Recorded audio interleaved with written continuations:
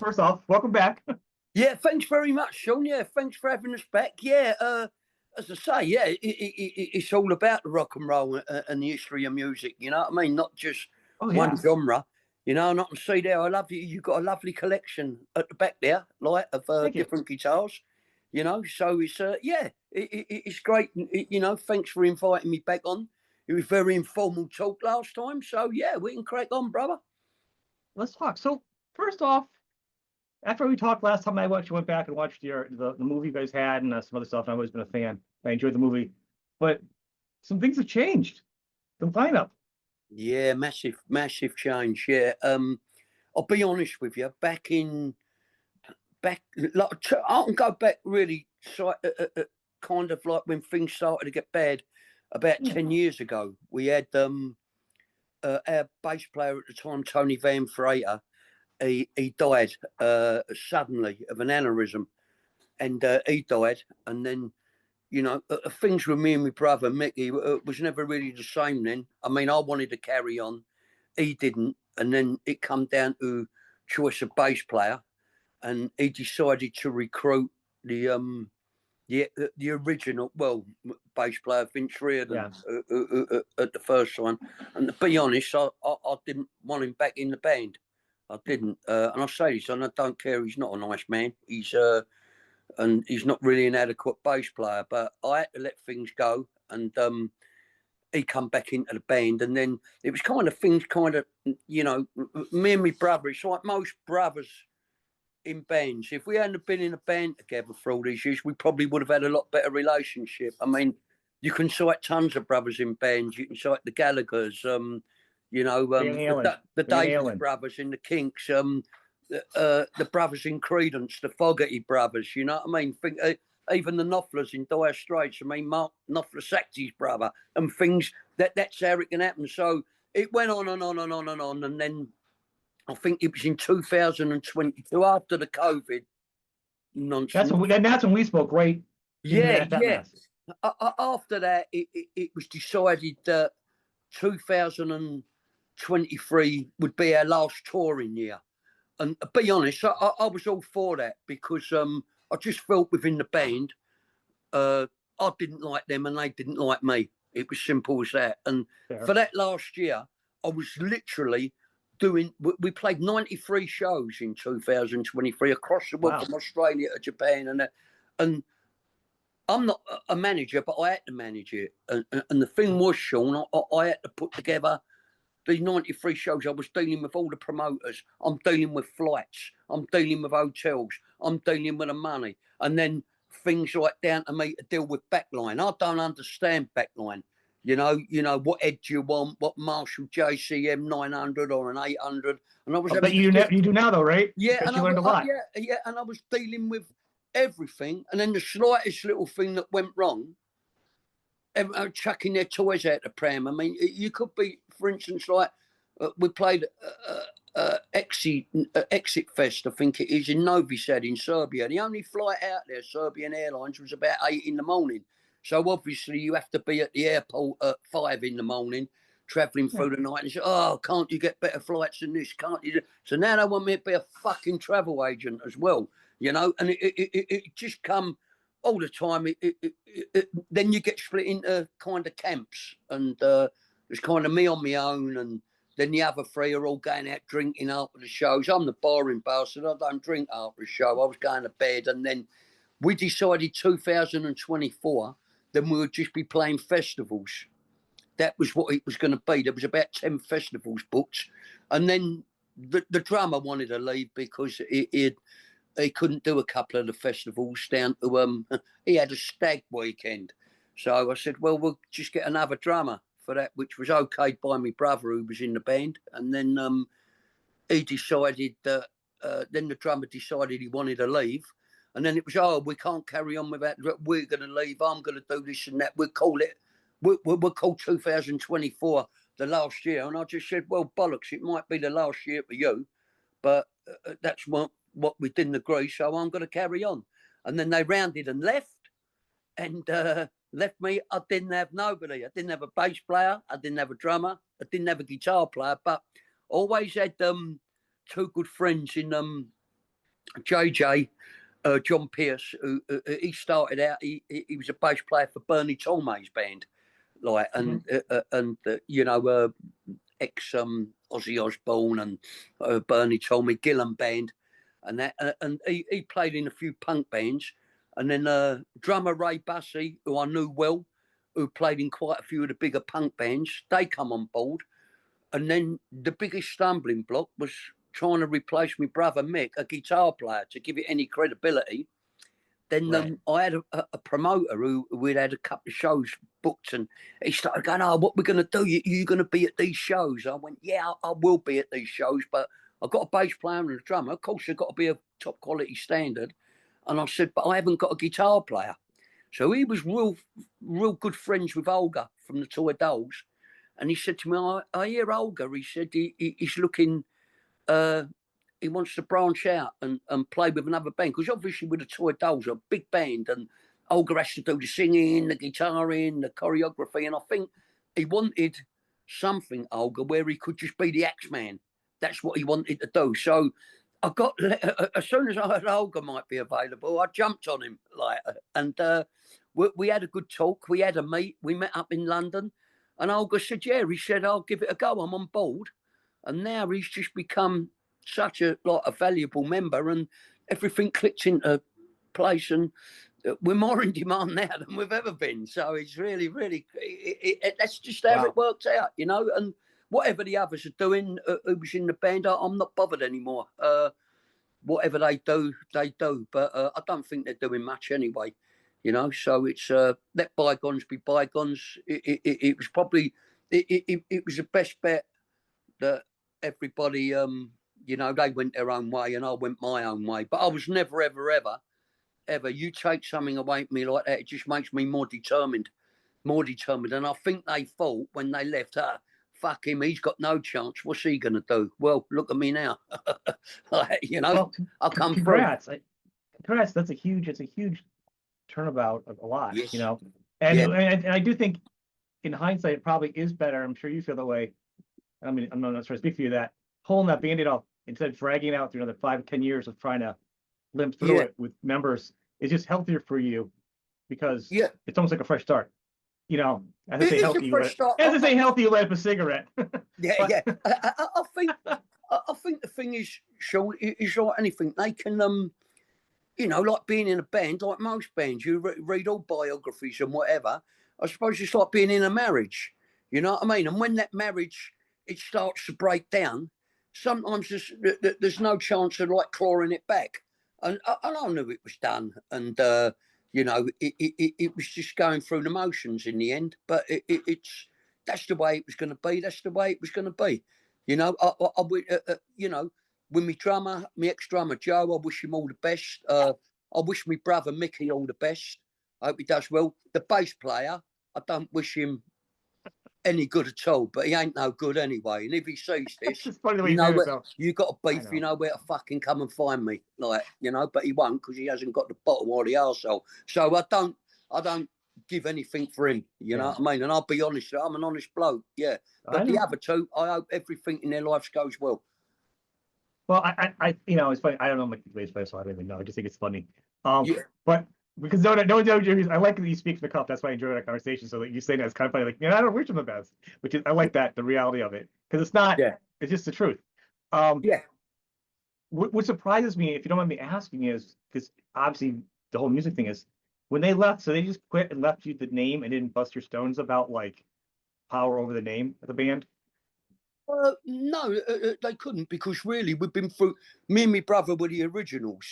So we're the original in the band, and I made it quite clear to him and said to him, "Look, do you want to carry on? The drummer's gone, the bass player, he's gone." He made an announcement on Facebook half hour after he spoke to me and showed me he was in. So I said to me, "But do you?" And then he wouldn't communicate with me, and then I got a message back from a third party who said, "No, you don't want to know anymore. You carry on, do what you want to do." So they can't do anything with a name anyway, because as far as I was concerned, there was only 2 original members. That was me and my brother. Well, but legally, you know what I'm saying? I've heard, you know, like legally, there's always been weird battles, and then somebody leaves a band, and like 2 years later, they're like, "No, I was a member of that band. That's my name," because all of a sudden the band's having success. You know what I'm saying? I've heard Yeah. every And rock it and roll story. happens. Yeah, it happens. But it'd be very unwise on their behalf if they did that. But I don't think they really care. Like, you know, they was gone, and that was it. Yeah, I mean, if they did come back and they'd done something like that and said, "Oh, we're forming like the Cock Rejects or the Rejects or something like that," it would just see. The main thing is you got to have credibility. You know what I mean? And they'd have zero credibility because it's bang. It carried on after they left. 4 months after they'd gone, 3 months, we was playing with a new lineup, and bang, we was out there like festival in Spain, and then on we went, and it jogged on. So I think they know credibility wise. You know, the voice of it, and the man who managed it. You know, so that's it. Yeah. Also, your music. Sorry if I step over you. Your music in the field is more about credibility, because there are some types of different genres of music. Yeah. You can put an auxiliary players in and out and fight over whatever. Yeah. Where you're from, it's all about credibility, and it carries a lot more weight, which I think it probably plays more to your hand in this situation. Yeah, I would agree, Sean. Yeah, all about credibility. If I'd have picked, you know, not picked, if there'd been 3 substandard performers jumped on, then it wouldn't have worked, and it wouldn't have done. It had to work, and it had to have the right people with the right pedigree, the right background, like, you know what I mean, and their story coming into it, and that's what, you know, really made it gel, and it was a good camp.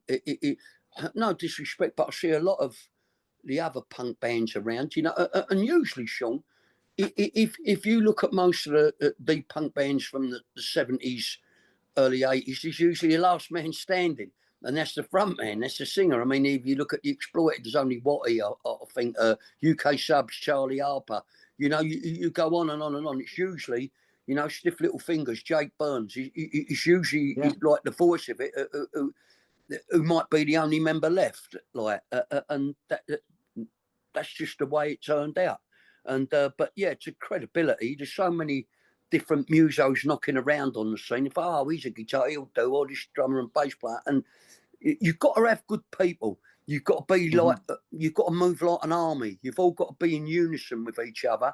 You've all got to know each other and trust each other, and that's what comes. But inevitably, when you've been you get to the backdraft of the years with a band, like, and you've all been together, and then you're touring together. There's things that annoy me, and things that I might have done that annoyed them. It was just, in hindsight, it was the right time for them to say, "Look, I'm gone.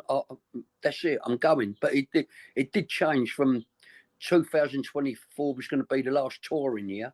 Then the drummer left, and then all of a sudden it was going to be the end of days. That's going to be it. And I didn't sign up for that. And you're only here once, mate. And while you can do it, you've got to try and do it. It's simple as that. But the trick has to work. It has to work with the right people who you recruit, you know? I think I did it the right way. I liked it. I did see, and we hadn't spoken, so then you put out a little note saying, hey, the band's changed. You were very upfront about it. It's a little 5-minute message. It wasn't a press release. It was you talking, which is like, and you had each guy talk, a little introduction. It was a really nice intro to the future of the band, of the next level, which to me, I think carried a lot of weight. I thought it was a very positive start. Yeah, sure. It was a good thing. I thought, let them introduce themselves and get it out there, because I'm one of them, like any band, you've got to have, it's got to be a democracy, like, you know what I mean? I don't like to want them to come across, I'm the leader, I'm the this, I'm the that. So to me, it's all 4 people. That's what a band's about, putting in their own input, their own ideas, and collectively we decide things together. Where it was just one head at the time, and maybe there was gigs I booked that I shouldn't have booked and all that, but that happens. But now everybody plays their part, and they do it together, and that's what I suppose every band's searching for. And at the moment, I'm lucky I've got that, because who knows? You're in 60s now. I mean, how long things are going to last? You don't know. So while you're here, I don't know. Mick Jagger's like 120, I think, right? So I don't know. You could surprise everybody. You could be the punk guy that does the limit. I'm just saying. Yeah, Goals are good. You're only halfway there, maybe. That's it. yeah, What, maybe I'm 26 years, halfway maybe there. halfway. Yeah, living on a prayer. Yeah, but it's I'm just saying. yeah, You know, you're only halfway in your timing. You still got 40, yeah. 47 more So years left. you know, you live for the moment, I think, and things are good. They're in good shape, and I suppose the next step would be, I mean, whether it'll work or not, we don't know. Is to write new material with the new lineup, put our toe in the water, collectively write some songs, record them, and see if they're good enough, see if they stand up. But I think it'd have to come back, not from the rock thing, like to resemble the punk beginnings, because you can make all these, like, if you're the Rejects, like these rock albums and this and that. Right. But to be fair, Sean, your soul bass is your punk bass. And you can play songs off of your last few albums that you've done over the last 10 years. When you're playing a festival, nobody wants to hear them. They don't. They want to hear what they grew up with and what they recognise. And that could be most bands you could attribute that to. I mean, but you could say the Rolling Stones. People go to see the Stones to their satisfaction. You know, sympathy for the devil, honky tonk women. If Mick Jagger goes, here's a song from our new album, and they start playing, people are going to walk out and have a cigarette. They don't want to fucking hear it. It's simple. It's just reality. That's the way it is. And people want, you know, bands who are 30, 40 years old, they want nostalgia. As simple as that.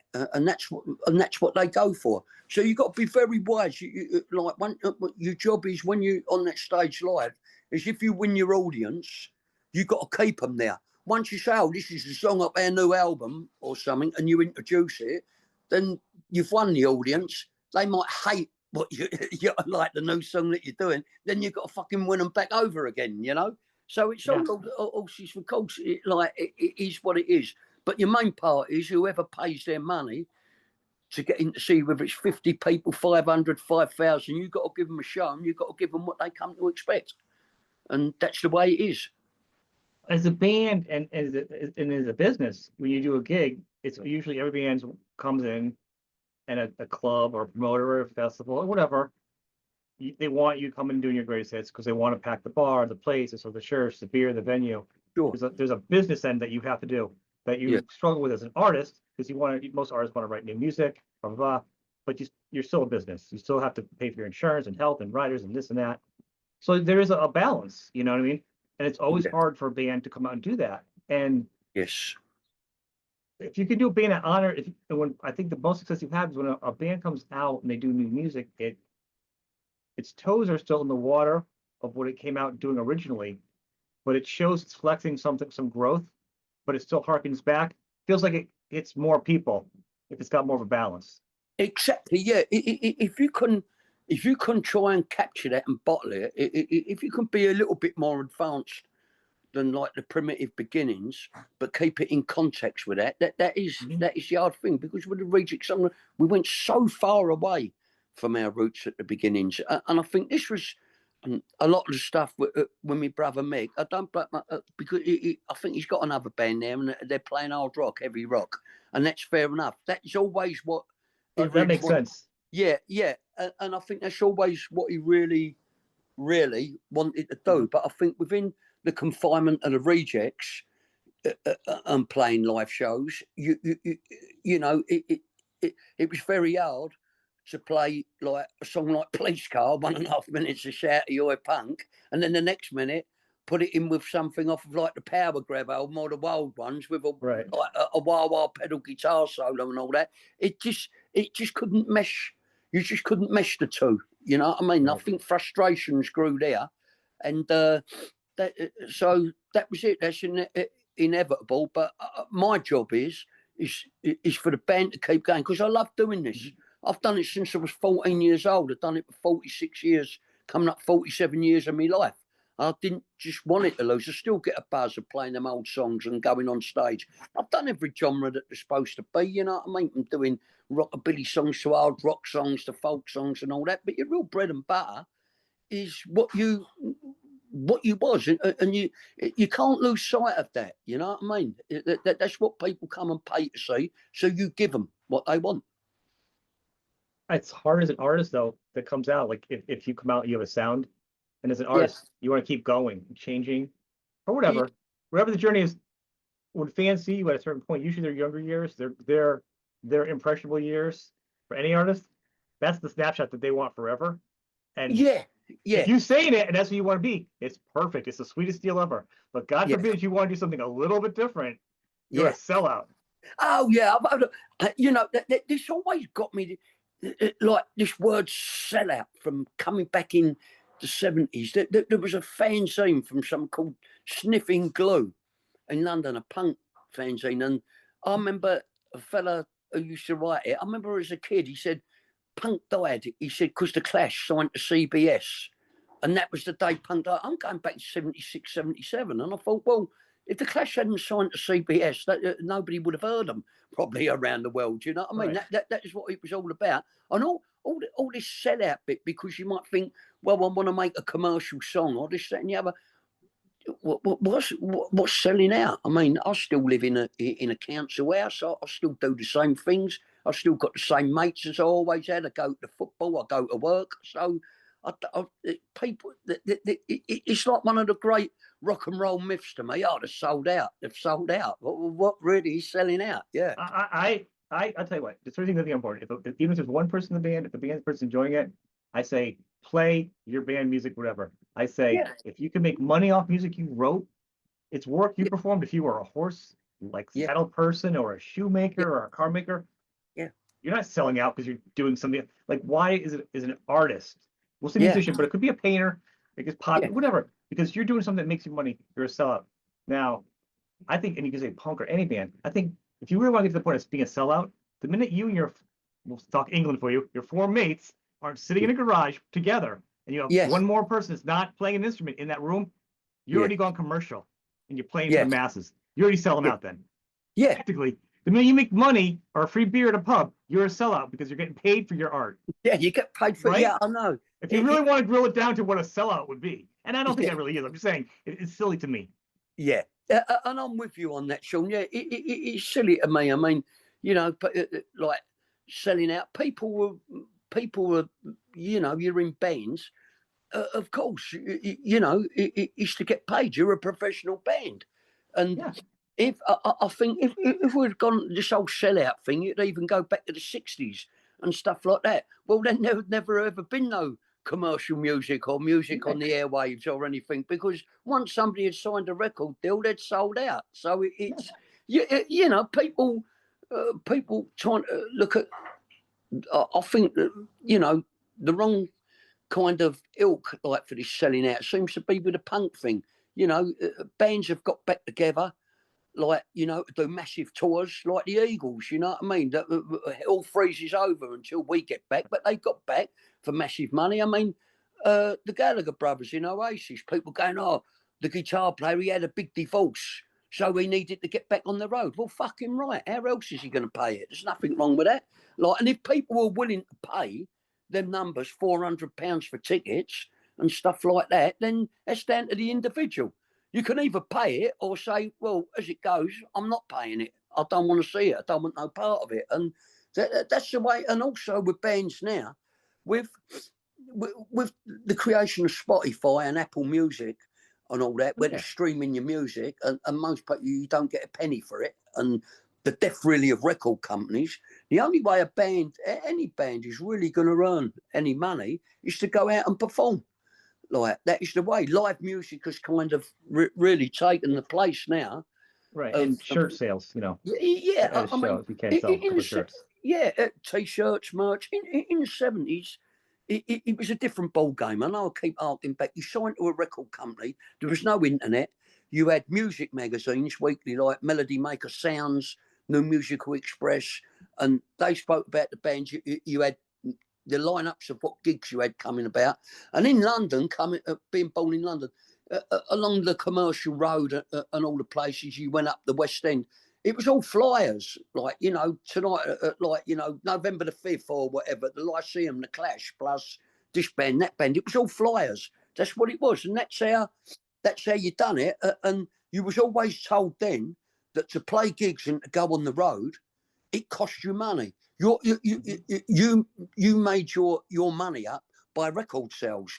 That was it. That's how it was done then, because everyone was selling thousands of records back in the day. And it was, oh, don't go on the road, you touring, you're going to need tour support off the record company, and then you're going to get into debt and you're going to have to pay them back. So it's flipped. It's completely on its head. It really has, the music game. So the only way out there for bands, really making that money, especially at our end of the game, and it's not a fortune, is to go out and play live. And that's how it's become, Sean. I think that I would call the record companies are just like banks with people that kind of geared towards that. They're really bad banks too to the lenders. Yeah. But everything ate the bank situation, and it is a shame on some level. But also, you look back now, think about those music magazines, a handful of them.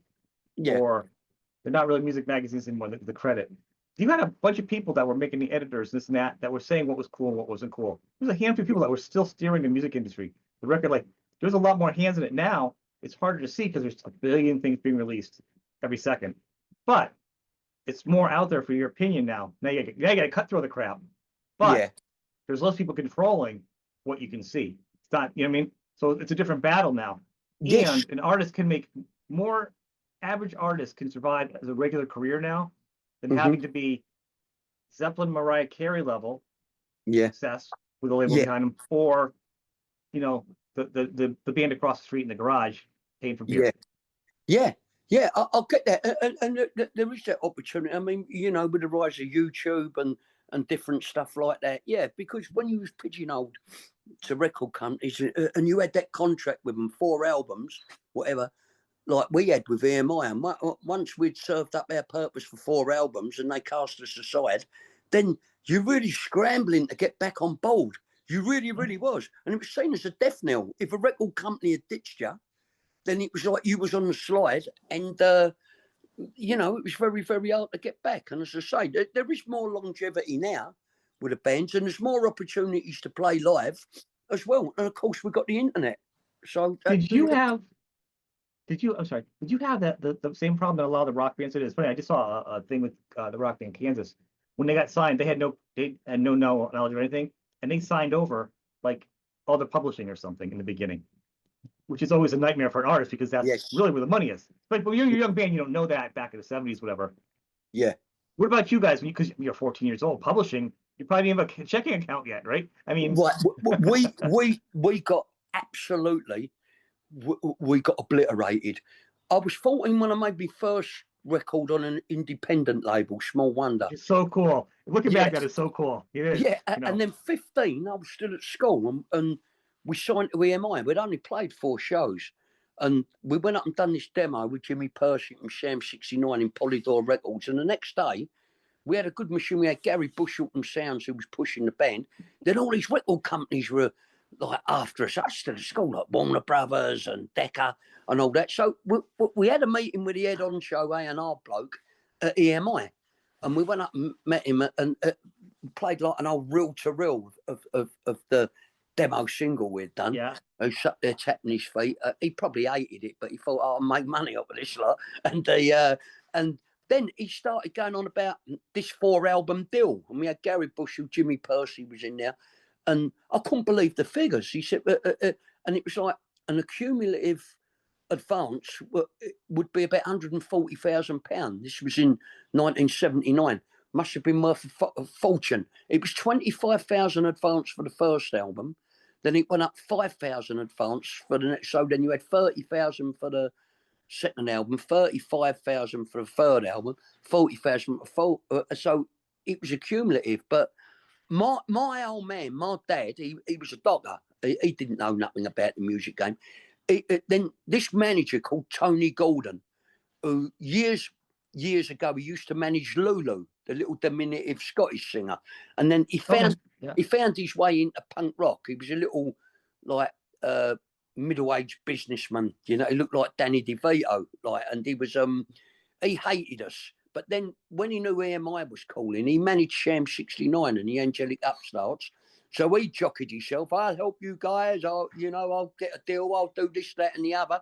So he then said that he'd be our manager and negotiate the deals with EMI, which he did. But also, he had the publishing, a thing called Singer Tune Publishing. So before you know it, we're signing to his management, and we're also signing a publishing deal with him. Now, when you, I've been told since that it was the worst deal in history, that you didn't do it. But because I was at school, I remember my dad coming into his office, and he sat down and he said to me, Dad, like, you know what I mean? He said, in 3 years' time, I'll own my own house. And he said to me, like, what car would you like? I was 15. I'd only had a fucking remote control car for Christmas when I was 10. I didn't know, I couldn't even drive. I said, well, you'll have a car when you want one and all this and that. And the albums were charting, the singles were selling, but we never see a penny of it. And he had the publishing. And he just rinsed us. I think he put us on a wage of, at the time, about £25 a week. So in 1979, it's probably worth about 150, like about $250 a week. You would now. To me, as a 15-year-old still at school, like, I thought I was rich. You know, more than a paper route. You know, yeah. But that is, I mean, you get a band when they're young and their 20s and they're starving. And they don't know when you take advantage. That's just crappy. But then when you come in and you do it to a 14-year-old, I'm sure all you guys were young. I know you're the youngest. Yeah. What you do to kids on top, when you fleece children on top of just being a scummy music guy, that's just like one level higher. It's like you don't mess with children and women and animals. You just don't do that. Yeah, he was It's not what men do. Yeah, an absolute scumbag to do what he did. And then I knew that he did the same. He had Jimmy Percy, he had the Angelic Upstarts. So we were, you know, we was younger than them as well. And he just come in on the back of that with that deal at EMI.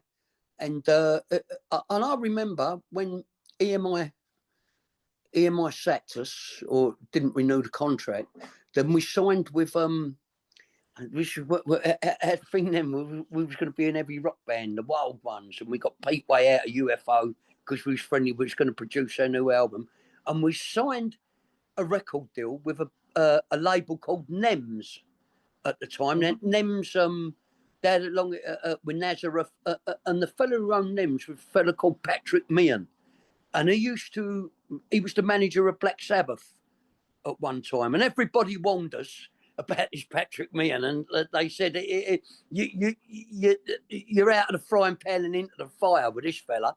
So that was, I think that was a deal, 25,000. But our manager Tony Gordon at the time did the deal with him. Never see a penny. I remember we was going to the studios, just Reedham recorders up in Queensway to record for the Wild Ones, and you get there and they say, sorry, we can't let you in to record today. Pat Meehan's give us another check and it's bounced. And this went on. And I remember it come to about 5 months after we'd signed that deal. I think it was February 1982, where our manager, Tony Golden, he rang me up. I was 17 then. He rang me up and he said, I'm sorry. He said, all the money's gone. He said, you'll have to go out and get a job. He said, or sign on for Social Security. And that's what I had to do. Like nothing. The money. There was no money tree, obviously, but we wasn't in his league. Just took it. How did young guys like you guys from such a rough area, you guys all look like you could be boxers, especially when you're young. You're always in fighting good shape. Didn't just bust somebody's jaw for doing that. Like, I'm 17 years old. I'm like, right, I'm broke. I just giving you guys a ton of money. Now I'm going to break your jaw because I've got nothing anyhow. And you know what I'm saying? Like, how did you guys just not lose your temper? Because, I mean, you guys. The thing was, the thing was, we'd had so many, you know, there'd be so many court cases for fines for busting people's jaws and things like that. It's really bad times. And they know that they kind of knew these people was protected. You know, we weren't gangsters or anything like that, but we put our hands up. I mean, if you really, really knew every people, like at the time we was young, I knew every people, but not enough to say, look, go and sort this person out, this scumbag. But they would, if you'd have done anything to them, they'd have gone straight to the police, and you would have been looking at 3 years inside in prison. You didn't have a chance with these people. They're too clever. I mean, you look at someone like. I'm not saying you should have done it. I'm just saying I'm surprised as a young man you weren't like, yeah, bloody hell, and just like popped him out of anger, being like, what? Yeah, I like, you know what I'm saying? Like in impulsive teen at a bar fight, you know what I'm saying? Like how somebody hasn't lost their temper,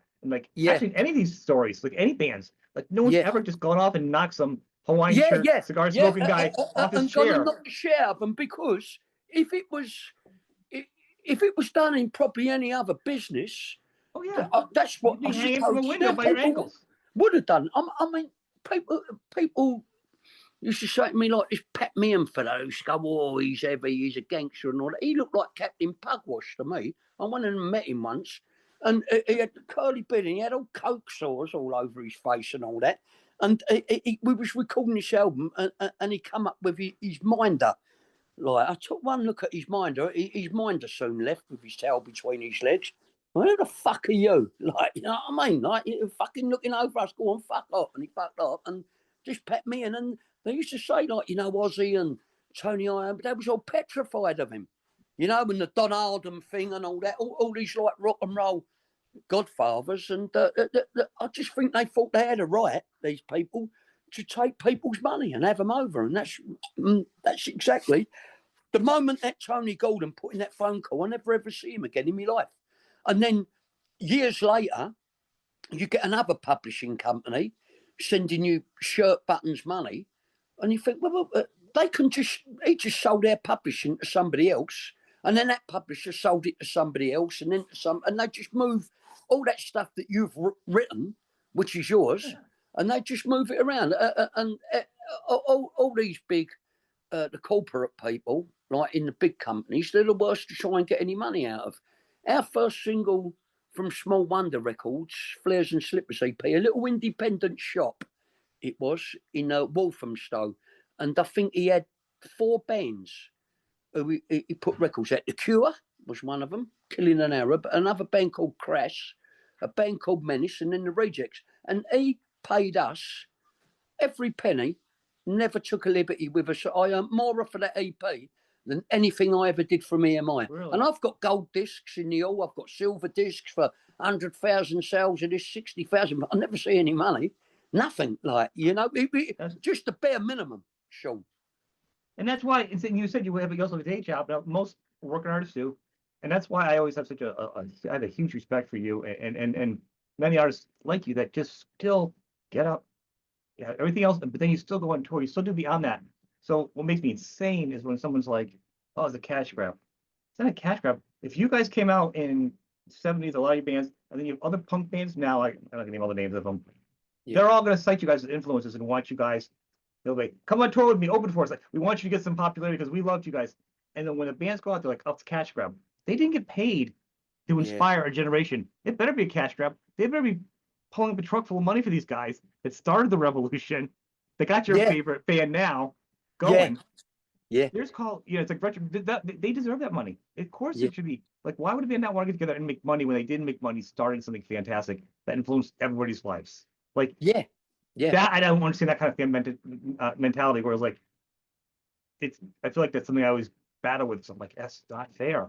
If you love a band, you want them to get every cent they can.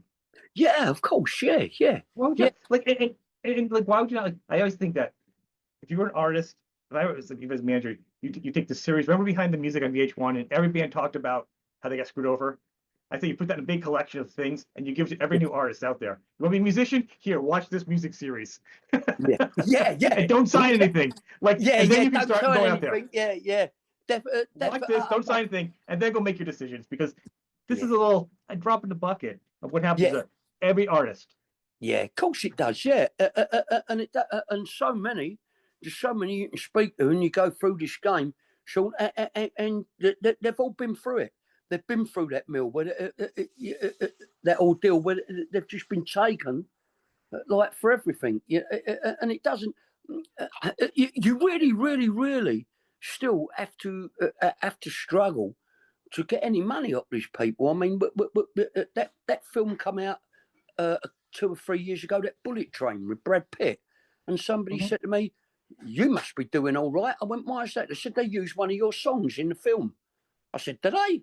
And then I'm not laughing at you. I'm laughing at how crappy the industry is. Like, you're like, yeah. So there's about 30 seconds of "Aren't Ever Blowing Bubbles" by the Cockney Rejects in it, and then I thought, right, now the thing you pay up, trying to get any money out of them for it, absolute nightmare. And you think, if there ain't no money in Hollywood, they can knock you. Money. Yeah. Somebody's got it. Yeah. There's money. Yeah, and then you have Yeah. to go around. Well, this is sold out now. Warner Brothers own it. What one of the fucking Warner Brothers? I don't know. They own, and then this and that. Then you can't do this. This is licensed for this. This is licensed for that, and you end up getting nothing. You know, They'll that bury is you the in way it lawyers. is. But they can use what right you think if they got to use your work and just put it out there and just say, well, as it goes, you're getting fuck all for that. You're getting nothing. And that's what they do. You know. Well, that is the worst business part. And I think there's very little music in the music business. And I think it's cost effective for them to be sued by you and just pay for an army of lawyers and have a system. Yeah. Just like, it's cost effective, just like an insurance company will pay out certain money, or it's like, these are the numbers, if this car could explode or whatever, you know what I'm saying? And they'll go, well, it could kill this many people and cost us this much in suing. Or if we bring back all the cars and fixed and nobody dies, well, we can't afford that. Yes, yeah. It's cheaper to sue people after they die and take the hit. Yeah. You know what I'm saying? Yeah, but that's how the numbers are done. That is exactly the model that is used in all businesses, and especially I think the music industry. They can take the hit on these little suits because you guys don't have the pocket money, and that's why one of the big things is me, and I always say it over and over again, to go see shows like you and support artists, because it's hard to just like go through a daily job, but to get up and tour and be broken and not be broken, you know what I'm saying? To take the hits and get up and love music enough to still do it, support it. Hell yeah.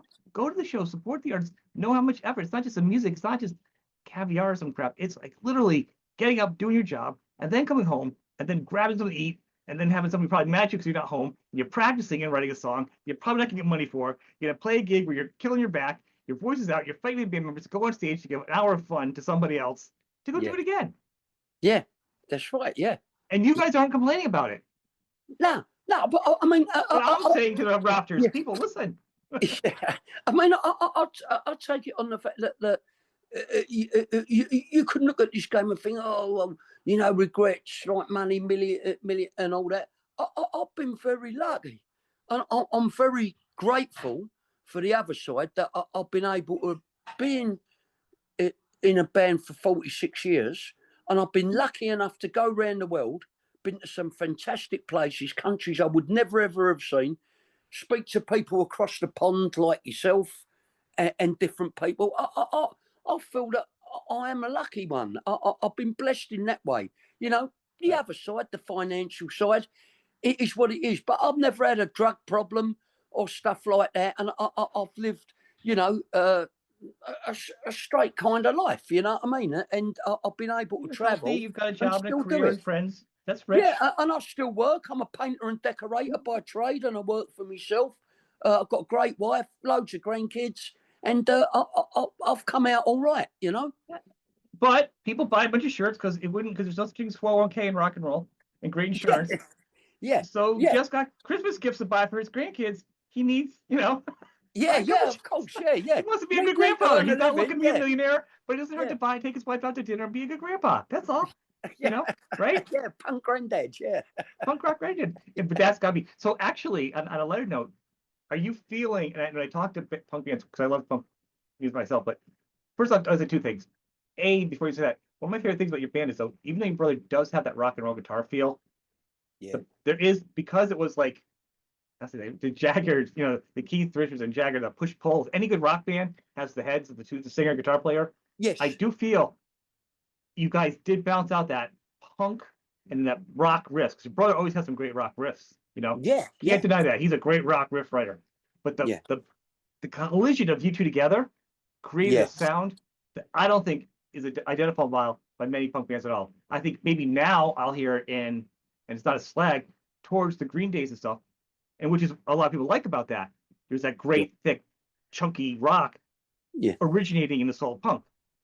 Yes. I see a lot of that harken back to you guys because of that chunky guitar sound mix.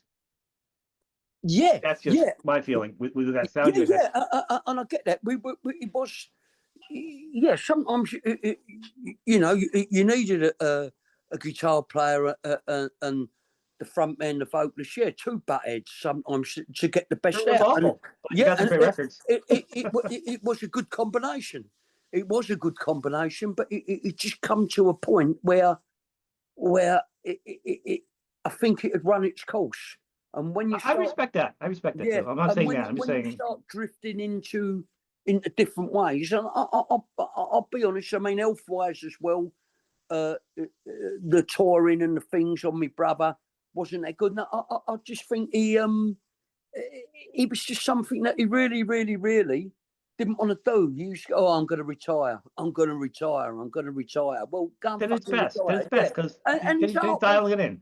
yeah, if his art You know? ain't in it, his art wasn't in it. What we did together was fantastic. It was great, Right. but it's When it was the main fire, when it was chapter now. fire, the fire was there.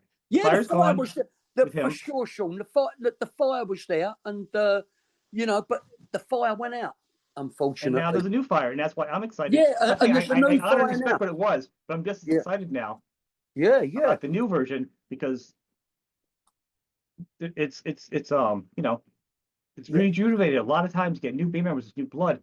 You're not pushing and pulling. You're not pulling everything behind you now yourself emotionally. So all of a sudden, the things that you're doing before, as a singer and a manager and everything, whatever, you're pulling, was sucking out all the other essence of stuff you had of your creativity and your soul. If you don't have to do that crap now, then you can start being the creative force again. And apply it to the other stuff that you had in the beginning. Yeah, exactly, and that is the idea. Is to like to create again. You know what I mean? I'm looking forward. I mean, Olga is a fantastic guitar player and a fantastic writer. I've seen some clips online. He looks good. I like the energy of the band. You guys have great energy. I've seen a couple clips online. Yeah, it's fantastic, and you know, we've got a busy period coming up in the next couple of months. But then that is the idea: is to try and put our toe in the water and see if we can create something. We'll be the first to know if it's not happening. We'll know that, like. But I don't see it not happening. I think. I mean, I'd be surprised. It's a good combination. I do. And you guys have together, and the skills and the history you guys have of slogging it out. You guys are still songwriters to begin with. I think you guys definitely. You know, got a fantastic like rhythm section of good mates as well, and I'm sure you know they're up for. You know, they'll be great contributors as well. You know, so I'm looking forward to. It's given me a new lease of life because there's things now that I didn't think I'll get that second crack at the cherry, and now I'll be able to do that. I'll be able to go forward and see what we can achieve. It's like it's starting out all over again, but with that band name and the history of the band, and still getting great festivals and great shows. You know, so we're very, very lucky. I'm a fortunate one. I am. Actually, you know what? You get to enjoy your marriage in a lifelong marriage, but you have a new relationship this late in your life that you normally wouldn't have. You get the excitement of a new relationship. Not the same, but the same excitement. I know. Yeah, definitely, sure. You get what I'm saying? Right. Yeah. But no one knows the excitement of, you know, I've been in bands in my life. Unless you're a musician and you know what it's like to find the right four guys, that right moment, you gel. There's an excitement there that unless you're a musician, you've never experienced it. And I do want to say something else that I haven't heard any banter online, but sometimes people say, oh, he's the only person in the band. Why doesn't he change your name? I'll tell you why. Because you've earned that name. The name is a brand. It's a business. That's how you get gigs. That's how you do things. People don't realize the importance of the band name. It's very important for the original member to keep it. Yeah, exactly. There's no dishonor. You need it. I respect it. I think. Yeah, I mean, because we are playing. We're playing all them songs that shaped us. That's what we're billed as. And your songs. They're your songs. Yeah, and that's what people come to see. That's what they want to hear. The amount of people who I've had around the world and going, well done, Jeff. I'm so glad that you didn't knock it on the head. I'm so glad that you're still here. You know what I mean? And that, of course, you'll always get trolls, but that's fair enough. Those are not those. This is shit. It's part of the territory. You know, that's the way it goes. All right. We've got no divine right in this game for anybody to kiss your ass and say, "Oh, that's great," and all that. Everybody's entitled to an opinion. Look, it's an honest opinion. It's not one of them opinions where people are just like being really, really over the top and nasty for the sake of it. You know, there's no need for that. But if someone doesn't want to go with it, that's fair enough. Everybody's got their own right to say anything. Like or don't. Like, you know? You know, I'm like, if people don't like my show, or they don't, I don't like that you talk to the person and you ask them questions, you guys are talking, you're not letting them do 5 hours of talking. I'm like, because my show's a conversation, and that's what makes it fun. If you don't like that, that's 100% fine. I know people in my family don't like me, don't want to talk to me. That's fine. There's a million other YouTube channels, but you don't have to be negative. Just embrace. If you embrace what somebody does, embrace it. If you don't like it, keep moving. Nothing to see here. You don't have to be a piece of garbage. Yeah, You know? unfortunately, Sean, there's too many of these people in the world who just really have to get like nasty about things Because and they do can things. hide. No one gets to your Yeah, face about it. yeah, yeah. If you don't want to watch something, you don't like it, then just don't watch it. You ain't got to comment on it and go, "Oh, this sucks" or "This is shit" or whatever, you know. But this is the people's mentality. That's what they do. If I don't like something, or like, I'll just avoid it. I won't watch it. I'll switch it off, go on to something else. You know. The But what most you're you doing, get I from think, me, the rise. Sorry, the rise of the podcast. What you do, and different people are doing, is absolutely fantastic for music lovers out there. It's brilliant. It gives another perspective. You're doing a great job. You're bringing people to the foray and talking about the things. These kind of things couldn't have happened even 20 years ago. yeah. It wouldn't have happened, you know. And I think it's a fantastic forum, and it's fantastic. It's very And punk, it's a you know? win-win situation. That's what I think. I agree. I think, well, different podcasts in different ways, and some people like the old fashioned model that I don't do. You know what I'm saying? So because I say, oh, so the only thing, the most you get from me, the most negative you get from me, say you go out and you're like, I'm playing Vegas, we're doing jazz songs. I'd be like, hey, Jeff, maybe you should do Jeff does jazz versions of Cockney Rejects instead of calling it the Cockney Rejects. That's the most vile thing you get from me. I'd be like, hey, man, maybe you should call it something different now if you're doing jazz in Vegas or so, you know what I'm saying? That's as nasty as I get, right? So watch out for that text. Yeah, watch out. Yeah, right. Yeah, No, classic. yeah, but that's not. I'm not the guy who's gonna talk trash about people. But I think we need more positivity, and I think, and I don't just think. I mean, I know that like an artist like you, and you can carry the flag, man, because everyone looks for that Friday night, that middle of the week, Wednesday night rock show. And if the bands are doing it, and they're as old as you are, these guys, these aren't the models. These aren't the guys with the picture of the beach and their acoustic guitar and an Instagram with 1 million followers, and they have like a song on Spotify that they're not getting paid for, and they can't even fill up the club at the end of their street. That's not what this is about. And they're living at home. Yeah. This is you. You have a job. You work. You pay. Oh my God, painting in your 20s hurts your back. I can't imagine what your back feels like without painting and decorating and carrying things. I don't want to get out of bed coming down the stairs. You know what I'm saying? Yeah. And then going on tour and being in a band with a bunch of stinky feet with a bunch of other stinky old men. Like, come on. And then you're gonna go and perform for people. Yeah. The love you put on. I mean, that's just half the fight right there. It's not even Yeah. about the show. Yeah. You know? Yeah. No, but I'm 100% with you, you know, and it's really good. And to say these, being able to do these chats and these podcasts, I just think it's a fantastic thing. It really is. And people like yourself, we do a really, really good job of doing it. You know, these are the things that go out there. And people can see reality, that and see someone Mhm. talking on there, being asked honest questions, honest answers, and stuff like that. It's a fantastic thing. It really, really, really is good. And it's always good to be part of these things. I think it's important because everybody has their own different ways. Some people grew up watching a thing like to me, like, Yeah. and we were close to the same age. Like I remember like in the 70s, and I was like my single digits, but like you come out and it was like they had like the magazines, the rack in the middle of the newspaper, like in America, and we talk about artists, and there'd be an artist, say there's an artist I didn't like, I wouldn't listen to, right? But Yeah. then you see like they would talk, it'd be a conversation. Somebody would sit down with them and talk to them. It would be so much of just Yeah. the Inquisition, where you're like, when do you pick up guitar? When do you do this? It would be more Yeah. of a conversation at their house, not Yeah. as much say. And you go like, wow, you know what? I still don't like their music, but but I like the person. Like it Yeah. brings you into a new avenue, or it's the excitement of getting a record, and you don't know what the band is, but you look at all the Yeah. pictures. Yeah. That's the excitement I want to bring to people. There's other shows do other stuff better than me. I'm not the soup by the numbers guy, but I want to Yeah. share a little bit of the artist who's creating things for you.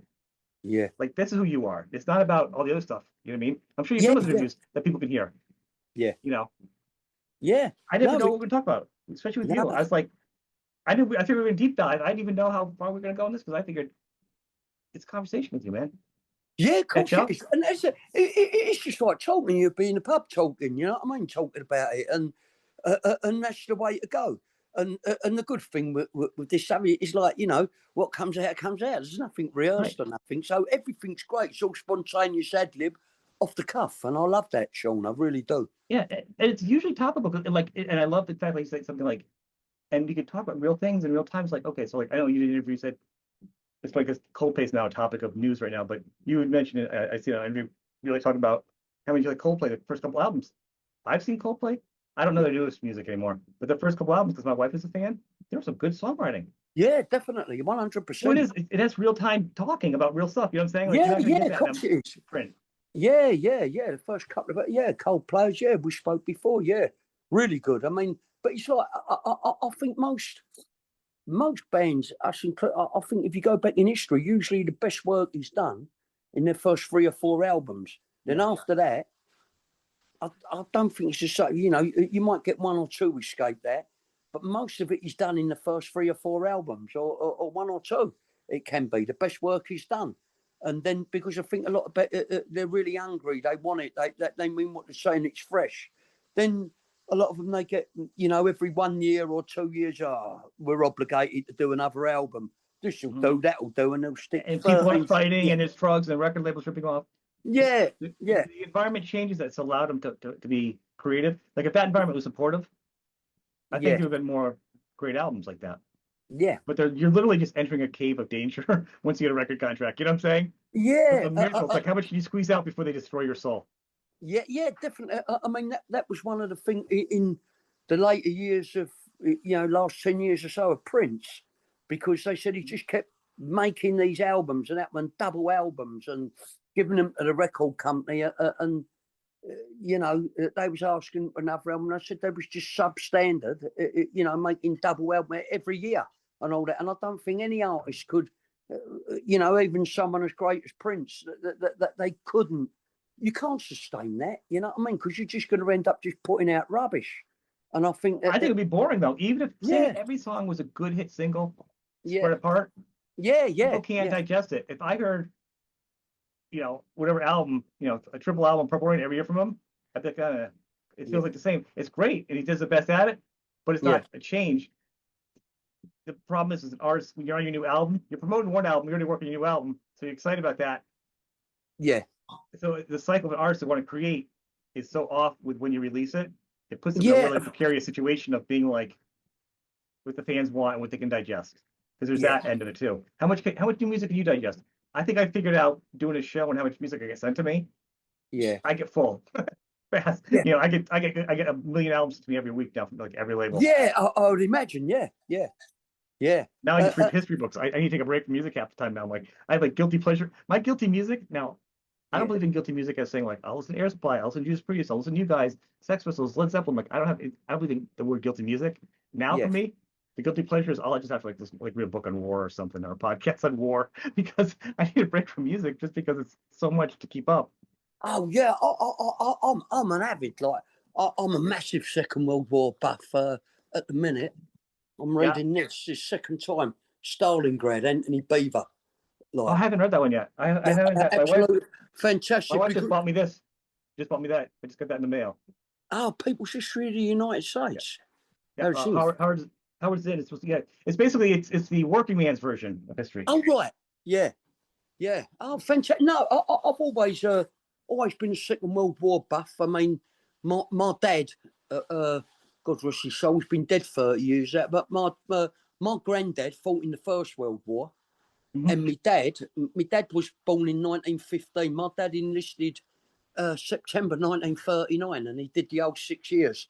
He fought against Rommel in the desert, and he also he fought in France as well.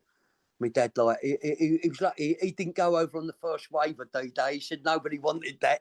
He said he got posted over there about a week after they had landed, but he fought his way through. You know what I mean? Across the Rhine. It's a great. Both my grandparents did it. Yeah, fantastic. It's brilliant. Yeah, it's a great thing, and I was always from then, like a World War II buff. Always and I read everything, and you know, that's why I do the quizzes on the TV and all that. You know what I mean, on YouTube. But I love it. You know? I do that. There's an app that does like history and stuff on it. I listen to that too. Is it or something? And the guy's like talks like I'm doing the. Talk about the early years of American, the Declaration of Independence, all that stuff. Yeah. That's another thing I do. I love Roman history. I know guys love Roman history. It's because it's so good. Yeah, you know, history of Rome. Yeah. You know, crossing the Rubik. You know, there's so much good stuff out there. But I think that the problem is that most of us that read history aren't the people that are making history, because the people that that knew about history are paying attention. It's already been repeated. Like everything's already been done pretty much. And if we really learn from what's already been done. We just books, we wouldn't be where we are right now. All of us, the world. I'm not going to make a political statement. I'm saying we all need love, and we all need to read a couple books and pull back a little bit. Yeah, You know, that's right. Yeah, it's a very the world's a very crazy place at the minute. You it's know, a I mean, dumpster fire. It's a yeah, dumpster fire, I always as the think, kids would say. yeah, I just keep my head down, get on with read me rock books, do me boxing training. My sports the greatest thing to me. You know what I mean? I should boxing, play tennis with my boys, and you know, I love me cricket. I love all the sports. The sports, love me darts. Like, you know, I love watching darts Yeah. as well. Everything, all the sports and all the things to say your World War Twos and that. It's Now you say like for English, regular darts, right? You can't call that a sport, right? no, it's a game. Yeah, Well, here's my theory, right? Like when I say it in America, they go, "Well, bowling's a sport." I'm like, I tell you it's what, not a sport. anything that I can eat a cheeseburger with Yeah, at the same time I'm doing it and not like throw up is yeah, not a sport, right? exactly. And they put it on at like the World Pool Championships or Yeah. Snooker Championships. Yeah, it's an event, it's a game. That's fine. I'm not taking away from the skill level. There's still Game, that. yeah, But if I yeah, can consume food and beer and do it, yeah, it's not a sport. yeah. Of course. Well, every time I play darts, I have a bottle of brandy to make so we know it's not a score or about 4 pints, so we know, yeah, it's not a sport. But Can I you just imagine doing love, that playing football right now? Going out with the guys, everyone drinking. There would be some broken legs. No one would be going to work on Monday. You are not drinking like that doing football. yeah, yeah. So It might be yeah, fun for the first part of the game, a lot of laughs, but it's yeah, not yeah, going to be a good yeah. event. There's a big difference, but the thing I like about the darts because it's still primarily the people who really go Of and watch it course. really working class. You know what I mean? Like, and it's big business in the UK. It's massive around the world now. Darts, Yeah. massive. You know, really, really good. So yeah, there's everything to keep you know, you're bubbling, and then always at the centre of everything is the rock game, is the music. You know, which is great. There's so many different like outlets, and I'm hoping that the next year, the next 18 months, that you know we can produce some new music and keep playing the shows and just carry on as we're going. We're in a good place at the minute, Sean. So I'm we're hoping that lucky. the next time you and I talk, because I'd love to talk to Yeah, you again, of course, that I'm saying, yeah, the new album, Holy yeah, Toledo, this is awesome. That's a conversation I want to have with you like in a year. That's, yeah. you know what I'm saying? Well, that's what I'm hoping, because I've spoken with Olga and the boys, Ray and John, like the drummer and bass player, and I'm saying, look, should we just, you know, do a couple of songs, share it goes? I said, well, the idea really is to do an album and say, there's your album. None of these tasters, fillers, oh, here's one on YouTube, here's a new CD. It's Do just an to album, do do an it. album. You can release them as singles, but do an album, Yeah, please. yeah, but With do an an old timer. LP and they're right and say, bang, this is it. And that's how it goes. So I'm hoping towards the end of the year that we'll be able to hopefully start recording, you know. But I'll keep you posted all the way, Sean, of course, mate. Please No do. problem. You are very welcome to the show. I love it. I mean, you're a real man, a real musician, and I've always been a supporter of the band. You know, Thank you, Sean. Yeah. Like, I want people to check you out, support you on the socials, obviously, and everything out there. yeah. You know, Thank you, mate. follow the band and check you out. Any dates coming up you want to announce real quick to the people? Oh, yeah. In right. In August the 2nd, we're at a Canal Rock Festival in Halton in Norway. And then on the 8th, we're in the Bayfest in Rimini in Italy. I think we're playing with Madball, right? Nice. From States, yeah. And then Badalona, Spain, I think on the 15th or 16th. That show's sold out. That's in the Costa Brava in Spain. We've got that coming up. And then in September, we've got shows in Dublin, Berlin, and it goes on. And there's a lot of shows coming up, and we've got a fantastic show December the 20th in the venue Dingwalls in Camden Town, London, where we're going to be playing 2 sets. We're going to be playing Greatest Hits Volume 1 in its entirety from start to finish. Then we'll have a 15-minute break, and then come on and do another 40-minute set. That's in Dingwalls, London. 20th of December this year. And then we're booking already for next year, Sean. Like, That's really good. You know, and hopefully I would like to try and, because we've got the work visas now. It's looking maybe to do, hopefully, New York, Boston, Philly, and Chicago, you know? Like that. Just want to say, That's on the Connecticut, bucket list. Connecticut is where I live, and it's right between Boston and New York. Just gonna throw that out there in your head. Well, yeah, okay, yeah. Well, it's on the we'll see way. what If we you go can from do, one to the Sean. other, it's just a stop. Just gonna Yeah, say. it's just a stop. Yeah. You gotta. It'll pay for bus gas money at least. Go to the next one. Come on. Yeah. Well, yeah.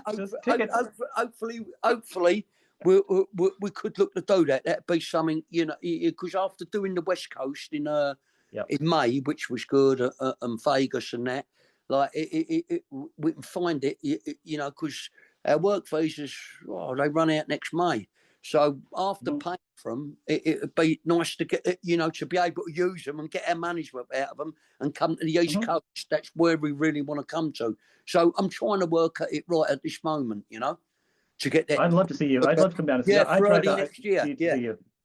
Yeah, that'd be great, Sean. Yeah, and have a proper meet up, mate, you know? Right? Yeah, drink and say hi. It'd be great. Yeah, definitely. Jeff, I want to thank you, man. I'm glad we could do this. I'm a big fan. Thank you. You know, we'll chat again.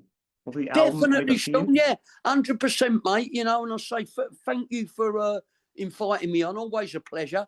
And hopefully the next time, you know, we talk, there'll be some product to talk about. Okay, mate? Hopefully, yeah, either an album or we'll be talking in person at a show. You know, all right, man. Yeah, definitely. Thank you. Hey, thank you very much, top man, and thanks to everybody out there in the USA. We love you. Thank you very much. Take care, man.